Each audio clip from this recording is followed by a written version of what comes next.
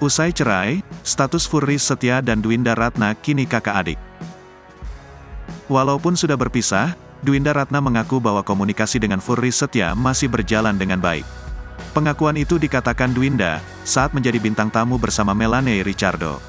"Aku juga masih komunikasi dengan baik sama dia," ujar Dwinda, dikutip Tribun News Rabu, tanggal 21 Februari tahun 2024. Secara belak-belakan, Dwinda menyebut bahwa Furry Setia meminta dirinya kini untuk memanggil dengan sebutan adik kakak. "Iya, kan Mas Furry pernah bilang sekarang aku manggil kamu adik ya gitu. Jadi dia maunya kakak adik," jelasnya.